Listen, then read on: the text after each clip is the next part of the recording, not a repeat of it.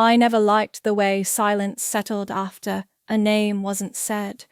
Not because it hurt, but because it lingered too long, like smoke from something no one admitted was burning.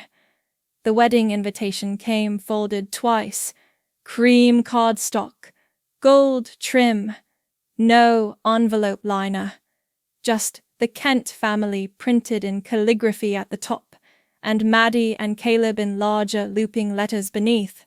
No name for the recipient, no address handwritten.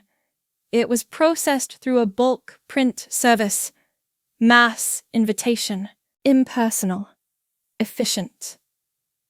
Inside a note was tucked behind the RSVP card, a sticky tab with one sentence scrawled in a familiar leaning print. Thought you'd still want to know. No signature. I placed it on the counter beside the cracked ceramic bowl where I keep my keys.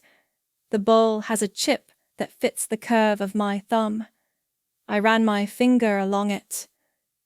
Maddie was my niece. She used to colour hearts on post-it notes and stick them to my boots when I visited. That was before she learned where silence sat at our table. I logged into the property records portal that evening. The house in Marlin was still there, the one with the cedar porch and the tilted mailbox I hadn't seen in years. I clicked through to the deed. I had memorized the parcel number long ago. The new listing showed one name, Erin Kent. My sister. Nothing beside mine. Not even a notation of removal. Just absence. I closed the browser window without saving anything. The call came less than 2 hours later. Unknown number, Ohio area code. I let it ring twice before answering. I already knew. Rachel? A pause, a clearing of throat, then softer, almost rehearsed. It's probably better if you don't come to the wedding. It'll just complicate things. There was no invitation in the voice, just a statement wrapped in a sigh that sounded like finality. No further explanation. No pause for response. The line went dead. I stood still for a long time, after one hand resting on the edge of the table, where a coffee ring had dried beside the invitation. I traced it with the tip of my nail round and round, like I could draw something back into being, something I didn't have the energy to name.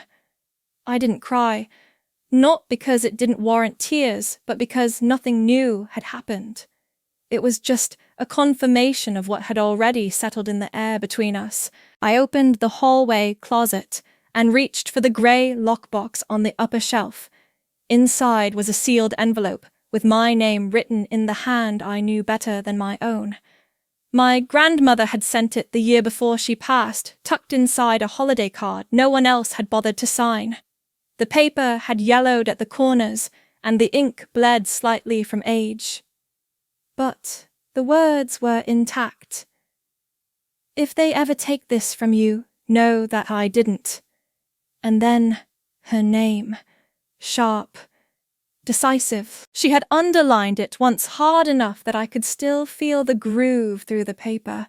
I wiped the dust off the edge with the sleeve of my worn flannel shirt, the same shirt I used to wear when visiting her porch on late autumn evenings, when we'd sip tea from mismatched mugs and pretend the wind wasn't biting. She always wore her wedding ring on a chain after Grandpa died, said her hands didn't want to hold that weight anymore, but her neck still could. I closed the box and set it on the table. My tea had gone cold, but I drank from it anyway. Later that night I opened my laptop. The desktop was bare, except for a single folder labelled Records. I clicked it open, selected a blank PDF request form, and began filling it out. Name, address, reference to deed number, and a request for verification of ownership history. I didn't mention Erin. I didn't reference the wedding. I didn't attach the letter. It wasn't about contesting. It was about witnessing. I stared at the last line of the form for a while. Purpose of request. Optional. I left it blank. There was a time I would have called, asked, pleaded for an explanation, cloaked in understanding. I might have said something like, did I miss something? Or was there a vote I wasn't part of? Or even did you think I wouldn't find out? But now, all of that felt like asking permission to acknowledge what had already been carved out behind my back. The form sent with a soft click. I stared at the confirmation screen without really seeing it. My hands stayed on the keys a few seconds longer than they needed to. I heard my mother's voice in my head. Not recent, but clear. Not, everything is about you, Rachel. Don't make scenes out of shadows.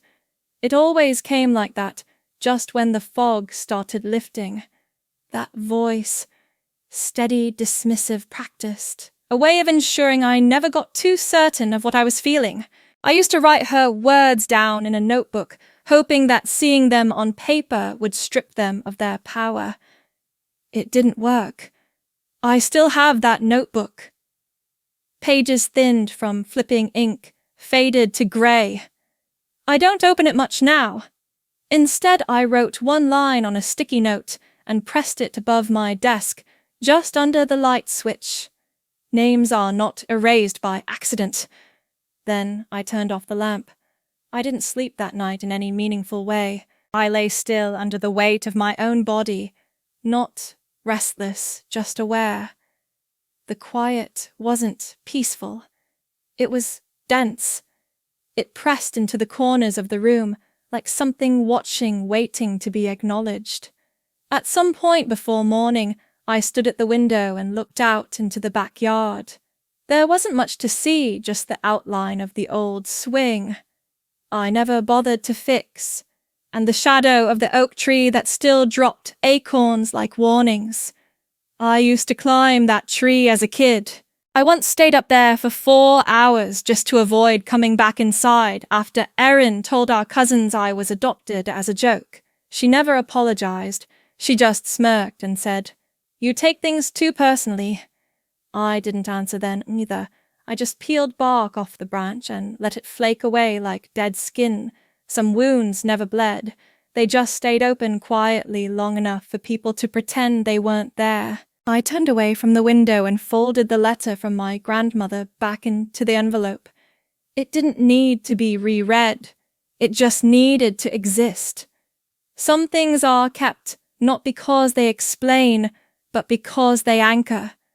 I tucked it beneath the box, closed the closet door, and walked back into the stillness of the hallway.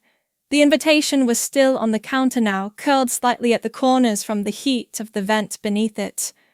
I didn't throw it away. I just didn't move it.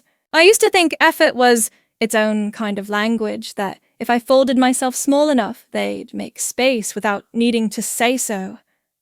After I left the service, I moved into a small rental above a hardware store on the edge of town. Erin called it bare bones the one time she saw it.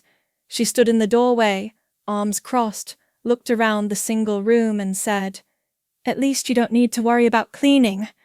Her voice didn't rise. That was never her way. She just let things settle like that, as if her words were facts, and I was foolish for expecting more. I bought a birthday gift for Maddie that first year back, a stack of illustrated books about animals, one of those make-your-own science kits, and a sweater with little embroidered foxes. I wrapped it neatly. I even included a note that said, "If you ever need help with experiments." "I've got time." I pictured her opening it, maybe showing her friends at school. I didn't get a thank you. Not from Maddie. Not from Erin. Weeks passed. Then one afternoon I saw a photo online. Maddie wearing a different sweater, holding a different book tagged with "Thanks Aunt Lisa" for the best birthday box. I clicked the image closed and deleted the tracking number from my inbox. That felt easier than wondering if the box had ever made it inside. At my mother's funeral, I sat in the second row. Erin stood beside the casket, her hand on the wood, like she was measuring gravity. When the pastor turned and asked if anyone from the family would like to speak, she didn't look back, just stepped forward. I could have said something. I had written something, folded it 3 times, tucked it into my jacket pocket like a backup parachute. But I didn't reach for it. Erin spoke about faith, about patience, about how Mom taught us to endure and carry ourselves with dignity. I kept my hands folded in my lap and listened without blinking. Afterward, in the reception hall, she leaned toward me at the cookie table and murmured, "Thanks for not making it weird." Then she picked a lemon bar and walked off before I could respond. I showed up to birthdays, cookouts, the occasional baby shower. I never arrived late, never brought anything too loud or bright. One Thanksgiving, I sat on a folding chair next to the coat rack for 3 hours. No one asked me to move, and no one asked me to speak. At one point, Uncle Ray turned toward me with a plate in hand and paused. Then he shook his head and handed the plate to someone else behind me. I don't think he realized what he did.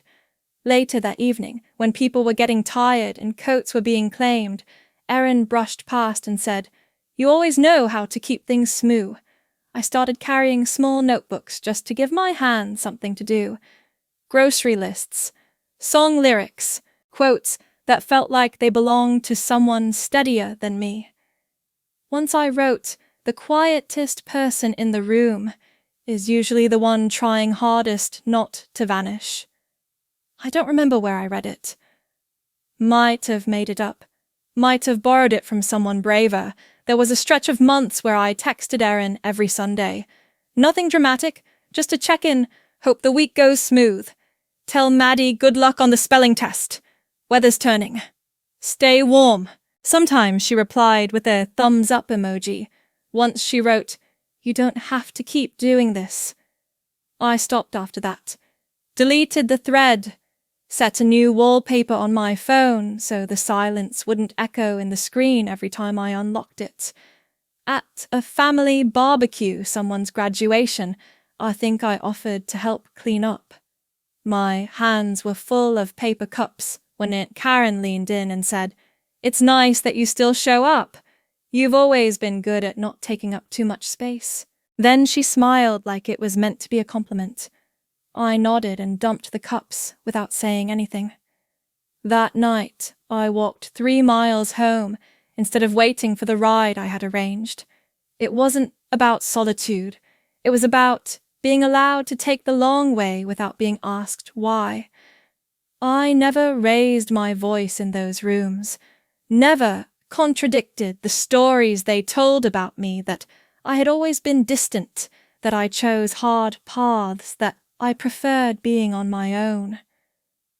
I let the myths stand. I learned to breathe around them. I thought maybe if I stayed consistent, kept my spine straight and my mouth closed, they'd see that I wasn't trying to win anything.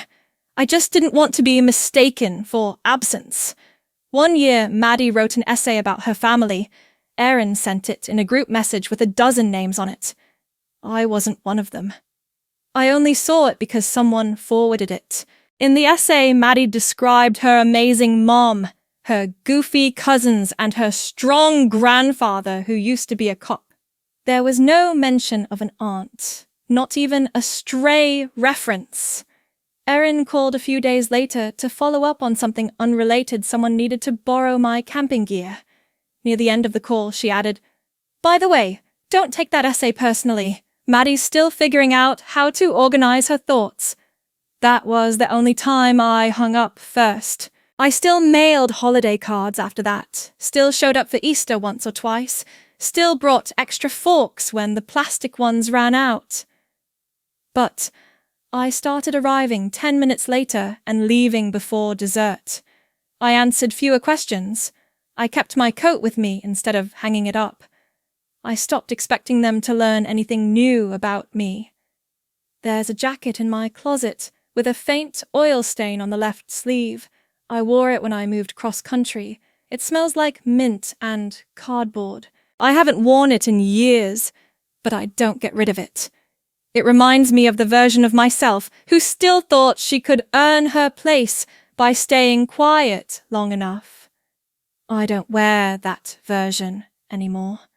Some people think silence is surrender, but sometimes it's just the sound of someone choosing not to beg. I've always noticed the things left blank more than the things that were written. The Thanksgiving flyer from senior year still sits in the bottom drawer of my old filing box.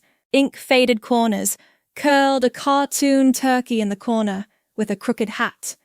It lists who brought what Erin green bean casserole, Mom cranberry sauce, Aunt Beth pies, dinner hosted at the Whitmore residence, then in smaller font, prepared by the Whitmore family. My name isn't there, though. I was the one who cooked most of it. I chopped onions until my fingers stung. Peeled potatoes while Erin took a call in the hallway and waved me off with one hand. No one mentioned it at dinner. Not the food, not the effort.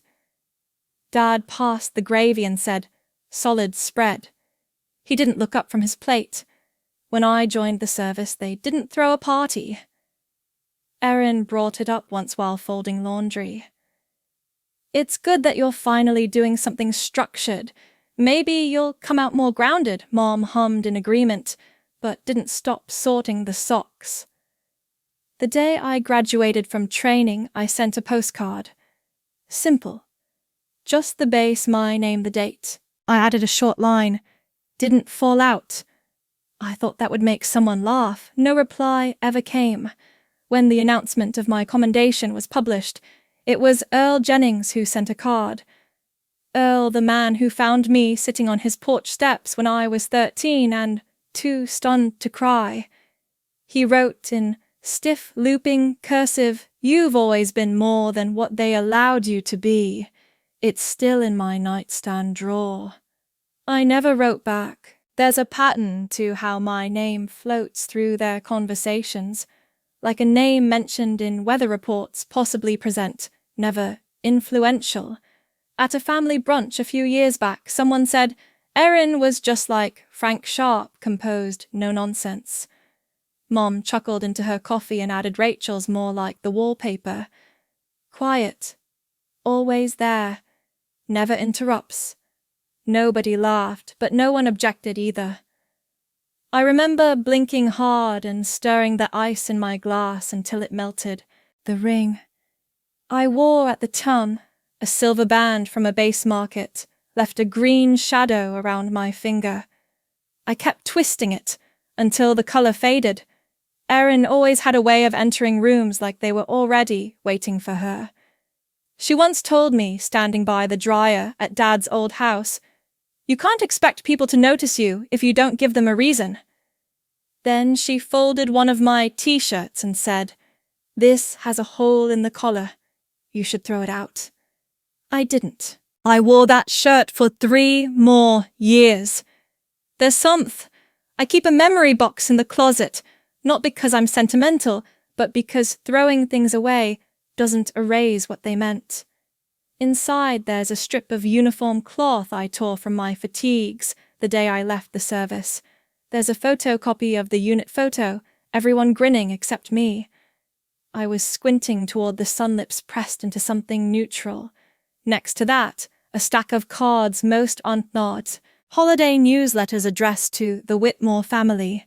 Never, Rachel. One from Maddie with a crayon drawing of a treehouse. Erin's handwriting at the bottom. She wanted to send this to everyone. Everyone meant the mailing list. I don't blame Maddie. I blame the silence she learned from. Once Mom called me after a storm hit our town. I thought she was checking in. She asked if the shed was still standing. I said yes. She paused, then said, "Good. I still have a few boxes in there. I don't want ruined." I waited a beat too long, she added. "You're okay too. I assume I told her the power was out. She didn't ask for details." Erin told me once during a rare sister-to-sister dinner at a diner off the highway, you always made things heavier than they needed to be. Not everyone is trying to hurt you. She dabbed her mouth with a napkin and checked her phone. You interpret silence like it's strategy. Maybe it's just disinterest. I stirred my soup and thought about how often I had tried to interpret neutrality as mercy. In the memory box, there's also a paper snowflake I made for Dad when I was 9. It's lopsided, one corner missing. I wrote number 1, Dad, in red marker across the top. It's still there because I found it years later, being used as a coaster under a can of paint thinner in the garage. I didn't take it back out of nostalgia. I took it because I wanted to be the one who decided where it ended up.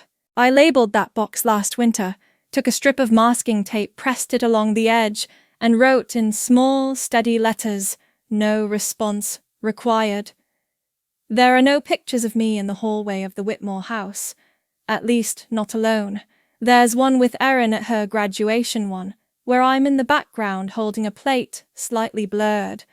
I once asked Dad if he still had my old school photos. He shrugged and said, "Maybe in the attic, not sure what you'd want them for." He was holding the TV remote when he said it. Didn't look up. When I moved out for good, I left behind a box labelled Rachel, keep with a question mark. It sat by the front door for 3 weeks before disappearing. No one mentioned it. No one asked. Some absences are too quiet to echo. They don't make noise, they make air. I've stopped trying to correct the record. If a memory needs my name to matter, it was never mine to begin with. The corner was bent, the paper heavier than usual. The letterhead was from Harlan and Grove. I didn't need to read the return address to know who had sent it. I sat down before opening it, not out of anticipation, but to avoid the weight of standing with something that might tilt the floor beneath me. The letter didn't use my name until paragraph 3. It began with pleasantries, acknowledgement of ongoing record maintenance, a reference to our previous communication. Then, please note that the Marlin property formerly associated with the late Evelyn Whitmore has been officially transferred to the care and ownership of Mrs. Erin Kent, per the supplemental directive submitted by the Whitmore family. I reread the line 3 times, each word pressed against the next like bricks, laid without mortar, neat, impersonal, and final. The last sentence, no additional signatures were required given the internal family consensus. I folded the paper along its original crease, smoothed the edges with my palm, and slid it back into the envelope. Then he placed it under the chipped saucer on the side table, next to the catalogue I never ordered, and the mug with the faint lipstick rim no one had ever asked about. My name had once been on that deed. I remembered watching Grandma sign it. Her hand had trembled, but her voice did not. She tapped her pen once on the table and said, "This is for Rachel. Let her have something no one can take back." When I asked if Erin knew, she just looked at me over her glasses and said, "Erin knows what she's allowed to believe." I opened the bottom drawer of the hallway desk and found the envelope she had sealed for me that year. The ink had faded slightly on the front, but the contents were dry, pressed intact. Her handwriting was still sharp, the kind that didn't wander when she was sure of something. "If they ever try to shift your place again," she'd written, "you have my words, even if they bury the rest." I didn't cry. I didn't pace. I didn't touch my phone. Later that afternoon, I called Harlan's office and waited on hold while a recording repeated something about family-first solutions. When Martin came on the line, he cleared his throat the way people do when they recognize a voice they'd hoped not to. "There was a revised letter submitted in January," he said. "Handwritten. Erin brought it in herself. She said it was something your grandmother drafted late. No notary, but the phrasing sounded conclusive. She referenced a shift in intentions. It wasn't questioned. I asked whether anyone confirmed the handwriting. He paused, then offered it was presented as a family matter. No formal objections filed. There was a silence where an apology might have lived. Then he said, "Look, Rachel, these things usually go easier when everyone's aligned." I didn't respond. I just pressed my finger against the edge of the counter. The call ended without goodbye. I placed the original letter from Grandma inside a fresh envelope, marked it with today's date, and sealed it. I didn't mail it. I filed it behind the furnace in the narrow metal box, where I keep things that matter only when no one's looking. Erin never said anything directly. No call, no message. But a week later, a mutual cousin sent me a photo of Erin repainting the porch in Marlin. She was smiling, holding a can of pale blue. The caption, "Reclaiming what's always been home." I didn't reply. I went to Crosslight instead, walked to the back storage shed, the one with the warped door and rusted hinges. The wood had bowed over winter, the handle stuck whenever it rained. I picked up the claw hammer we kept in the supply bin and began removing the panels one nail at a time. Each pull made a sound like breath being let out slowly. Not a struggle, just a release. A woman named Dana passed by with a laundry basket and didn't ask what I was doing. She just nodded once and kept walking. That felt right. I didn't owe anyone an explanation for undoing what no longer held. By the time the sun shifted, the door was gone. What remained was an opening wide enough to imagine something else taking shape, something not defined by inheritance or viens or consensus. I placed the hammer back on its hook and dusted my hands on the side of my jeans. A sliver of old varnish had lodged into my palm. I left it there. Some splinters remind you you're still made of skin. When they took the deed, I didn't fight. Not because I agreed, but because sometimes starting over is quieter than asking to be let back in. Some things lose their shape, not because they break, but because they're held too loosely for too long. I deleted Erin's contact first. It wasn't dramatic. I scrolled until I found her name pressed down and watched the confirmation pop up. Then it vanished, like it had never belonged there. Maddie's name took longer, not because of uncertainty, but because hers had once lived next to words like birthday list and school break. I'd saved a voice memo once from years back, her reading a poem about planets. I let it play once more, then erased it too. There were still photos on the wall at Crosslight. Early ones. Opening week, mismatched chairs, bowls of soup, too full for comfort. Erin was in one of them, sitting on the edge of the porch, holding a mug. She didn't finish. I took the frame down, opened the back, and slid the photo out without tearing it. I placed it face down in the bottom drawer of the kitchen cabinet, where we keep broken chargers and batteries that might still work. The wall looked cleaner afterward. In my inbox, I searched for every message thread with Kent. I didn't read them. Just selected all and moved them to archive, then emptied the archive. I don't know how many clicks it took. Enough that my hand felt mechanical. When I reached the county clerk's website, I uploaded the scanned copy of Grandma's original letter, signed, dated, notarized. No commentary, just a file titled finalword.pdf. The submission box asked for a statement of intent. I left it blank. I figured the signature said more than I ever could. A few days later, I received an automated confirmation. My name wouldn't be restored to the deed. The system marked it. Historical record only. I didn't write back. They weren't asking for a conversation. During one of our Tuesday evening prep nights, Donna handed me a small envelope from the donation box. No return address, no stamp, just "To the director," scrawled in uneven ink.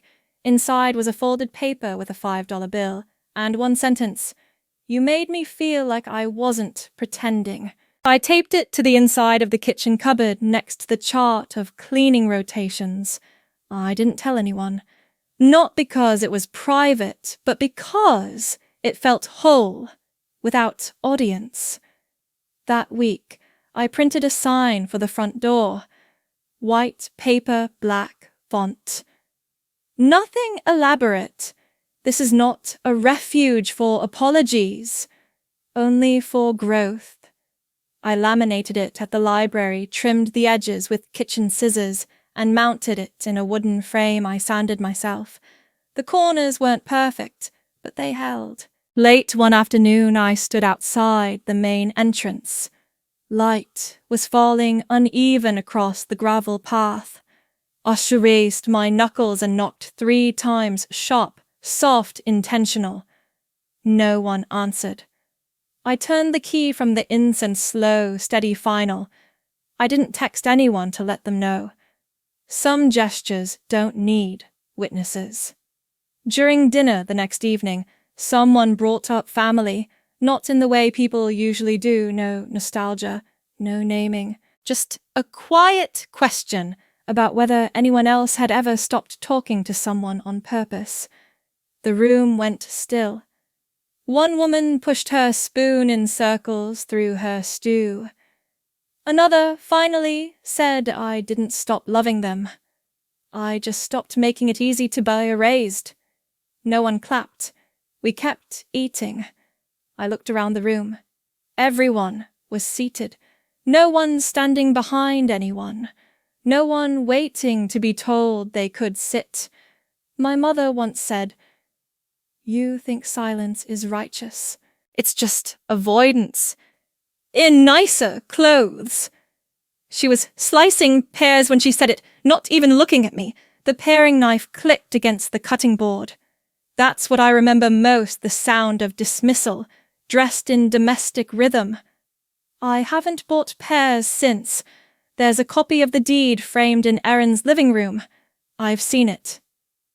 It hangs near the fireplace under a photograph of our grandfather. When a mutual acquaintance asked why my name wasn't on it, Erin replied, "Rachel wasn't part of the final decision. She's better with distance." I wonder how often people say things like that and believe they're being kind. Distance isn't always chosen. Sometimes it's inherited. Sometimes it's the only thing they leave you without contest. I don't talk about the house anymore. Not the one in Marlin, not the one where my name was. I talk about the garden we planted behind Crosslight, the way the soil loosened under my hands after the rain, the way lavender grows best when you don't crowd it. I kept one key on a leather strap, not for access, for memory. The leather is cracked now, the metal cool and dulled from disuse. I wear it some mornings like a pendant, not because I'm claiming anything, just because I remember the sound of that door closing behind me and how, for the first time, it didn't echo. I never realized how much noise came from needing to be allowed. The attic room wasn't finished when I moved in. One wall still wore patches of unprimed drywall. The window frame had a hairline crack along the bottom edge, and the ceiling fan made a sound like a paperclip caught in a vent. The floor creaked unevenly, one board louder than the rest. I didn't mind. I liked knowing which step could be trusted in the dark. The space used to be storage, leftover tiles, a broken folding table, boxes of forgotten donations, scarves no one wore, picture frames with generic families still in them. I cleared it out over 2 days, pulled out nails by hand, sanded a bench until the wood stopped resisting. I left the scuff marks in the corner where someone had once tried to move a couch through a stairwell too narrow. Some histories don't need fixing. I kept the lighting low, Just one lamp, amber-toned, angled toward the corner. It cast enough glow to feel deliberate. I drank coffee that first morning from a dented metal thermos, the kind that still smelled faintly of tin and burnt grounds no matter how often it was rinsed. I sat on the top step and watched the sky shift from slate to something softer. No alarm. No door opening with someone calling my name to come downstairs. No one reminding me how long I'd slept or how quiet I was being. I didn't miss being called. I didn't miss needing to answer. At night, I lay still and counted the rotations of the ceiling fan. Sometimes the wind pressed against the siding and made the beams sound like they were clearing their throats. I used to wake at the sound of tires on gravel, certain it was someone arriving. I'd lie flat hands, still heart beat steady, until I remembered where I was and who didn't belong here anymore. No one ever came, not with apologies, not with keys, not with stories to rewrite. The small dresser by the window held only what I needed. A stack of clean shirts, 3 pairs of jeans, 2 notebooks, a single pair of shoes I wore until the sole began to split. On top, I kept a folded dish towel, faded blue, uneven hem. I'd found it during cleanup, tucked under a pile of linens no one claimed. I liked the way it absorbed silence without trying to cover anything. I didn't decorate much, just a nail above the window where I hung a strip of dried rosemary. The scent wasn't strong, but enough to remind me something had once been green and chosen. One afternoon I planted a lavender sprig in a chipped clay pot just outside the window. The soil was thick, reluctant. I pressed my thumb deep enough to make space, then rested the label against the base, a scrap of wood I'd burned the words into by hand. Nothing taken. Only planted. I checked it every morning. Not out of worry, out of quiet witness. There's a calm that doesn't feel like victory. Just absence of friction. No one sending passive messages about holiday plans. No group texts with inside jokes I was never part of. No need to measure how long I stood in a room before someone noticed. At Crosslight, people came and went. Women with suitcases that didn't close, folders too full to carry without tearing. No one needed to know my whole story. They just watched how I made coffee, how I folded towels, how I remembered who liked sugar and who didn't. Sometimes one would stop in the doorway and ask, "Do you ever hear from your family?" I'd shrug, not dismissively, just truthfully. Then I'd say I hear from myself more often now. No one pushed for more. I walked the perimeter of the house some evenings, not to check for problems, just to see what shadows looked like in their own time. I marked the growth of weeds along the back fence and noted which birds returned without warning. I didn't write any of it down. Memory, unforced, carries better than record. I kept the spare keys to the main house in a small tin behind the breaker box. Not for security, for ceremony. Each time I turned that key, I knew exactly who I was letting in. Mom once told me over the rim of her wine glass, "You've always had a gift for disappearing in plain sight." She meant it as a compliment. I didn't correct her. There's a difference between going unnoticed and choosing not to perform. The attic window faces east. Mornings come faster here. I wake before the light fully settles and sit in the chair beside the window with one hand wrapped around the warm edge of my cup. There's a crack in the glass, small but visible, just enough to scatter the sunrise. It doesn't distort the view. It just makes it less obedient. I've stopped expecting ease, but I've started collecting stillness. It fits better in my hands. Some letters arrive not to reach you, but to summon what they once controlled. The handwriting on the envelope looked careful, almost too careful. My name in cursive slanted slightly right, like Erin had taken extra time to make sure it looked neat. but the ink bled slightly at the loops, too much pressure from the pen. Inside, just a single sheet. No greeting, no signature, just a sentence that read more like an announcement taped to a hospital wall. Dad had a stroke. Stable for now. There was a number for the attending physician, a note that said I was still listed as the medical proxy. No punctuation. Just that. I placed the letter beside the tin thermos on my table and watched the way the edge curled upward with time. Paper doesn't need fire to disintegrate, just air and enough waiting. The next message came by email 3 days later. The subject line read, "Don't ignore this." I printed it out on recycled paper, the kind that already had a faint watermark from an old invoice on the back. The text filled most of the page. "I know you think you're proving something by being silent, but this isn't about you. He needs placement. His insurance won't cover long term. Maddie has midterms. I can't do this alone. You're still legally responsible unless you want to change that, which would honestly be convenient." I didn't reply. I folded the email twice edge to edge, carefully lining up the corners. I retrieved the envelope where I had placed Grandma's unsigned will, the one with her last sentence underlined twice.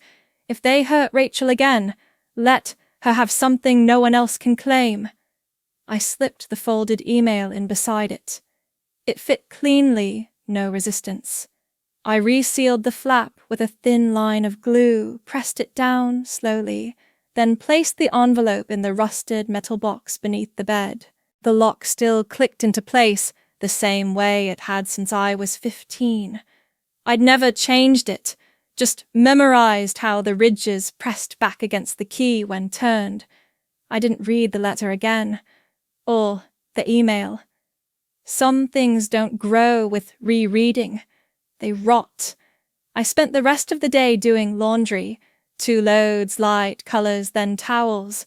I let them dry halfway, then finished by air.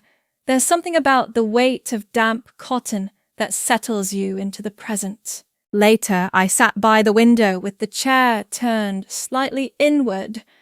I listened to the clink of the wind chime. Maddie once made in school 3 soda can tabs, 1 fork and a key she never remembered belonged to the attic. It moved like it had something to say, but didn't trust itself to finish the sentence. At dusk, I received another message, this time from Maddie's college address. "Aunt Rachel, I'm just writing because Mom's tired. Grandpa's not getting better. I know you're private, but maybe you could at least help us talk to the care center. It's all just a lot." No mention of the birthday I sat through in silence. No reference to the last time we shared a room when she whispered to a friend on speaker, "She's kind of intense, but we let her sit with us. It's not a big deal." I didn't print that message. I memorized it and then deleted it without pressing too hard on the keys. The next morning, I scrubbed the mug with the chipped handle until the ceramic warmed through. I filled it with coffee and didn't sweeten it. I brought it to the chair, wrapped both hands around it, and didn't look at anything in particular. Once, during a Thanksgiving years ago, Dad tapped his glass with a spoon and said, "Some people are family, by effort. Some just coast." Erin laughed. Mom nodded without looking up. I cleared the dishes before dessert and didn't ask who he meant. Now they wanted effort, not presence, not thought, just functional response. A form filled a name, affirmed a decision made by someone who still had standing. I did have standing. I simply chose not to rise. A week passed, no new letters, just silence dressed in waiting. At one point, the phone rang from an unknown number with a local area code. I let it go to voicemail. No message was left. I pulled the metal box from beneath the bed and traced the edges. Dust had begun to collect in the grooves of the hinge. I placed a folded cotton cloth inside and then shut it again, returning it without ceremony. They needed a signature, not a presence. A decision, not a conversation. A proxy, not a person. The lavender plant outside the window had begun to turn upward again. The label I'd carved still held its colour. I didn't water it that day. The soil hadn't dried. I didn't answer the call. I didn't explain why. Not because I needed them to understand, but because I'd already heard what they meant. You're useful when quiet. You're family when needed. You're only loved in past tense. That was enough. I remained seated, the mug still warm between my palms. Not a refuge, not a rebellion, just the choice not to be summoned. I began each morning the same way. The kettle from my second deployment still worked, though the handle had dulled from use. I let the water come to a near boil, then poured it over dried chamomile and a piece of ginger I had sliced the night before. I tapped the rim of the mug gently once-twice, then held it against my palm until I could feel the heat settle through bone. The cup had a chipped edge. I always drank from the unchipped side, not because the other was broken, but because it reminded me where the damage was and that it hadn't ruined the whole. I walked the perimeter of the lavender rose while the air was still slow. Some plants were new, their roots not yet deep enough to hold in wind.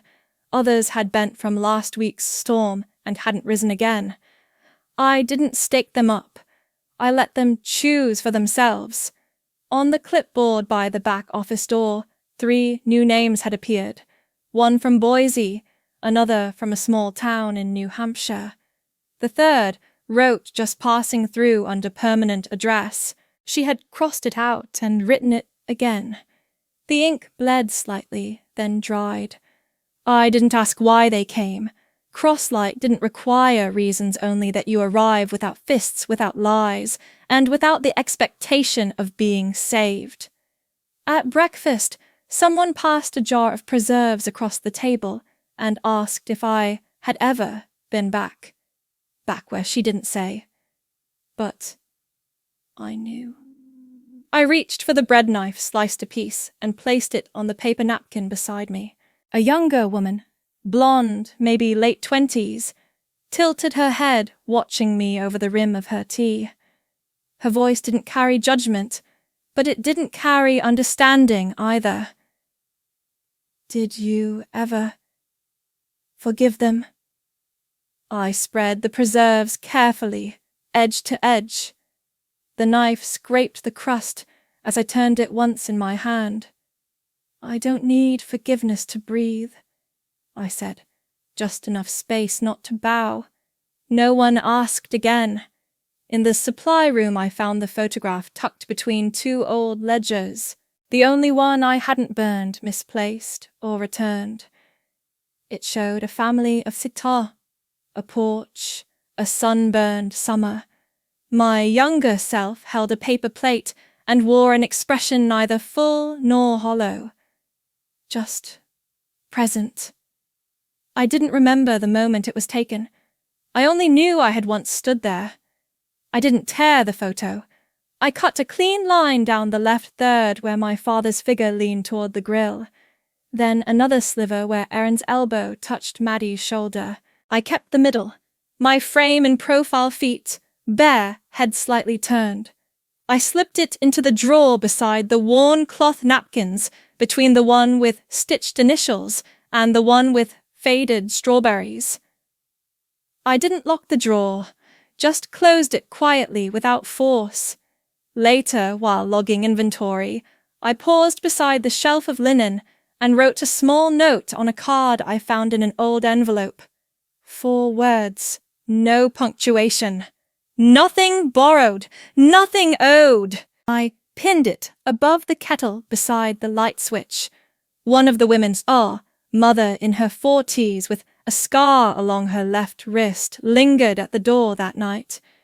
You run this place like someone who's already healed. I didn't respond. I turned the sign to closed and flipped off the backlights.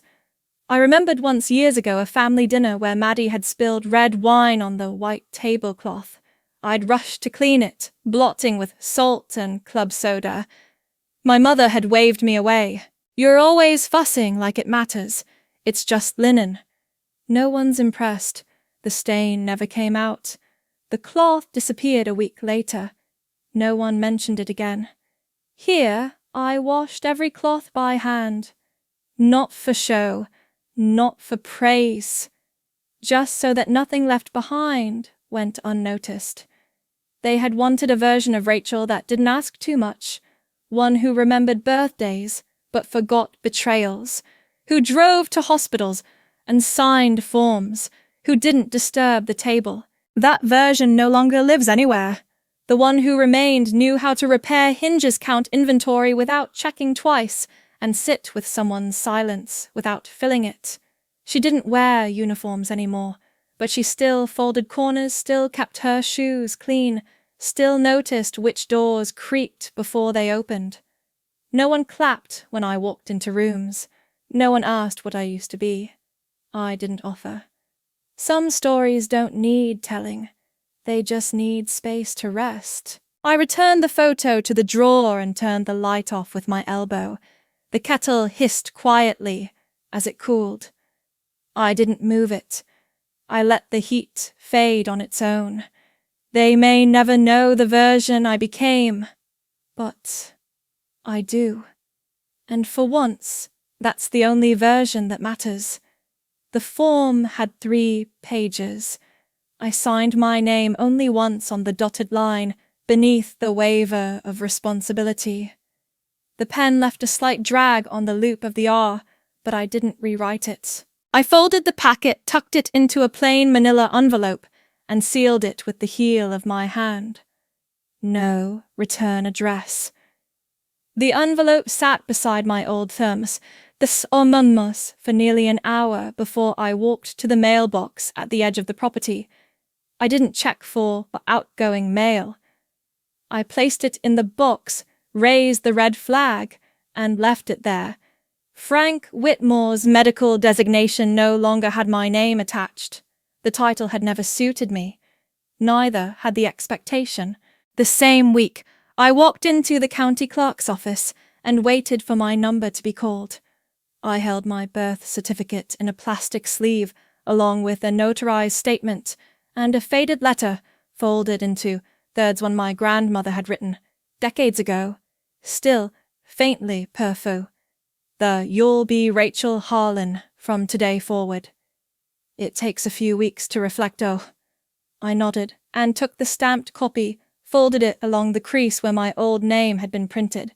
I didn't look at it again until... On the drive back, I passed the street where our old house stood.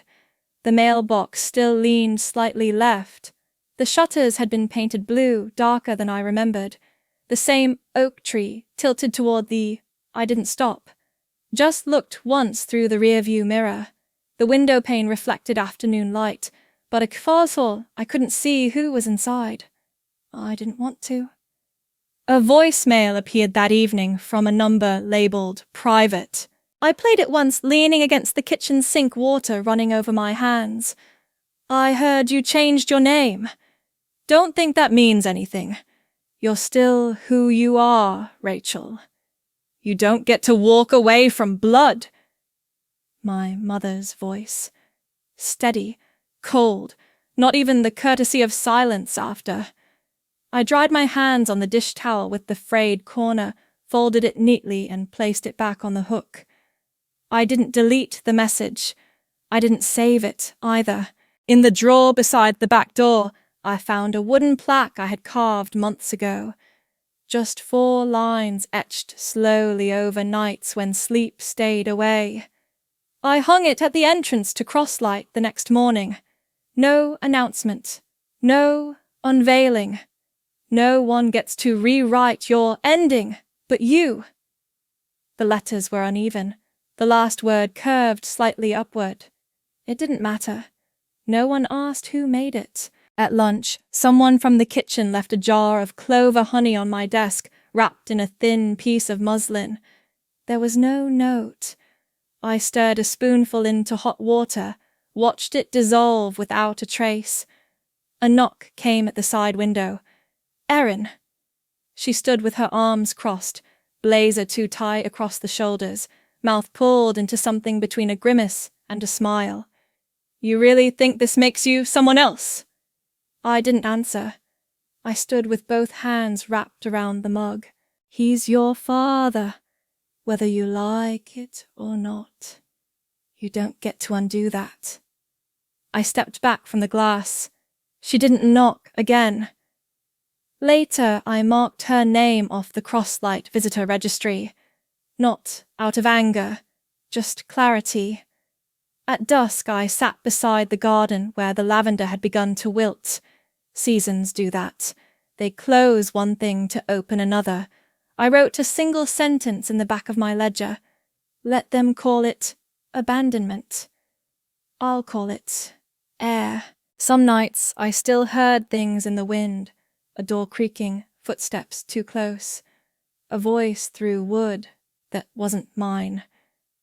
But I no longer turned toward them. I let them pass like leaves, too dry to hold shape. I didn't need revenge. I didn't need permission. I just needed to walk away without them carrying me in their pockets. Some names never make it into stories, and yet they live longer than any chapter. I boiled water in the old silver kettle, the one with a loosened lid that always released steam sideways before the whistle came. I placed one hand lightly on the rim, just enough to feel the heat begin, then backed away and counted to 7. There was no calendar demanding urgency. I flipped the paper sheet to a day with no appointments and marked it, in blue ink, unscheduled. The word looked unfamiliar in my handwriting. The floor was cool under my feet. I liked the texture of the stone tiles, uneven, not polished. I walked slowly toward the back porch, past the screen door that never fully latched, and stepped into the quiet, where lavender grew low and steady along the fence. There was a cat now. It didn't belong to me, didn't come close, didn't purr or look for food. It watched. I called it maybe, because not everything needs to be certain at the start. I said that out loud once. No one answered, but the cat stayed. The mornings carried a kind of rhythm I hadn't earned, but was allowed to keep. I stirred tea without sugar. I didn't use the new cups. I reached for the one with a thin fracture down the side, the one I didn't trust with guests. I tapped the rim once with my knuckle. Still warm. I had stopped counting who remembered me. Memory wasn't proof. It was just presence misplaced or kept. A woman staying in the second unit asked if she could trim the rosemary near the gate. She knocked twice then, once again, as if the door owed her something. Her voice came through the slats as I stood behind them unseen. Do you ever really finish with them? I let the silence rest. No.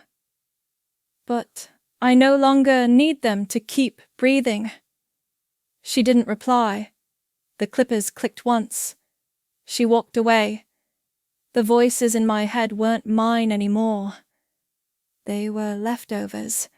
My mother's tone cool and distant, like she was always drying her hands on a towel she didn't want to dirty. You were always too much work. My father behind a newspaper half looking through me. You don't bounce back. You linger.